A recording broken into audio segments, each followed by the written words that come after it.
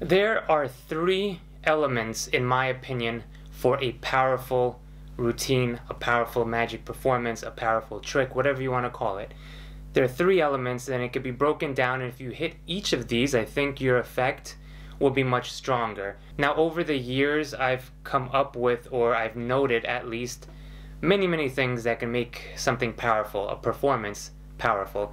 And it could be broken down into the sleights, the tricks, the plot, right? The pattern, storytelling, the timing of everything, your performance attitude, what you say, what you don't say, what comes before, what comes after, and how you merge it into your conversation with the spectator. So all of it, you could pinpoint a lot of things in each one of those sort of subtopics, right? Subsections of your performance. But there are I pinpointed it down to three main things, and I think these three are the most important things, especially when I do card magic. Number one, the audience has to understand it. They have to understand it. So what do I mean by that? So you have to keep your effect simple, easy to understand, and at its most minimal form. So again, they have to understand it, and for them to understand it, it has to be easy to understand. It has to be simple. Card comes up to the top. Card changes in my hand. I found that the more things that happen in a routine, back and forth, and this happens and that happens, and there's extra phases, they lose sort of touch with what the idea of the effect is. They lose touch with the plot. And then it's very hard for them to go and to explain this effect to somebody. It's then very hard to remember what they did. Have you ever had a performance where maybe you see the person later and you did so many things, and they can't say what you did. Oh, well, he did something with the cards, then you found my card. It was crazy. So you want to ask yourself, are my effects simple, at least in the plot, right? Can they understand it? Can you say what the trick is in one sentence? Can you say what is happening and explain it after the effect is done? Even if there are multiple phases, right? Keep it to a minimum. Do 3 phases like we talked about in the ambitious card. If you think that the phases differ too much, well, there's a possibility then to split up the routine into trick A, trick B, trick C, etc. And the easier it is to understand, the more powerful I think it's going to be. Now, this doesn't mean to dumb down the magic for your audience. It by no means means that. But what I do mean is that the actual effect, everything that you put on top and the things that you say can make them think, can make them, when you walk out of a movie that was so interesting, the first idea, right, I think, is to understand what it was about, but then it makes you think, and it's very complex. It can be, right? And there's a lot of thoughts going on, so that is welcomed. But the idea of the effect should be pretty simple, easy to understand, and that's, I think, what's going to make it powerful. Number 2, they have to doubt it. So what do I mean by that? They have to doubt it.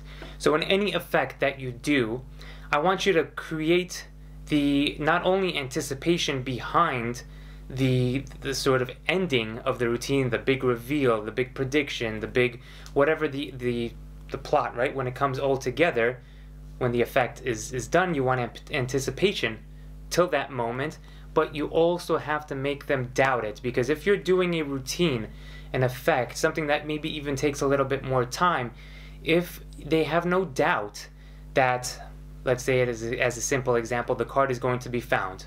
Well, I know you're a magician, I know you find cards, I have no doubt that before the card is turned over, that's going to be the card. If you can't create that doubt in your effects for them to, even at the last second, turn it over and not know whether it's going to be the card or not, then the power is a little bit lost, because they're expecting it, right?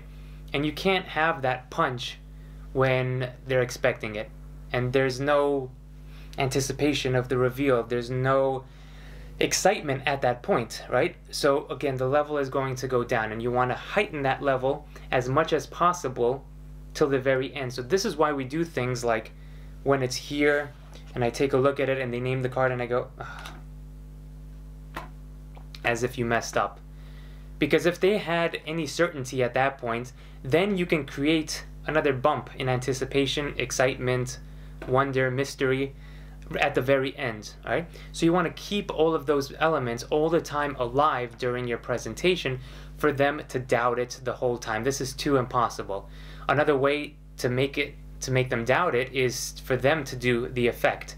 So this is something that we talked about in weeks prior. Instead of me doing it, give them the deck, have them find the card. And then they will doubt it because initially, right, they doubt themselves. And even if you build them up with confidence, they feel that this is probably less of a certainty than if the magician did it, okay? So as long as they feel that throughout the routine, they will have the level of doubt raised to the very last second until the card is turned over, until the final prediction is made or revealed, until the cards are spread and they're reds and blacks or whatever the case may be. So that is step number 2. They have to doubt it, and you have to build that into the effects and routines that you do. Step number 3, bringing it all together. They have to create it. And what do I mean by that? They have to create it. There are studies done that show that an individual puts more value on something that they create than if somebody else creates it.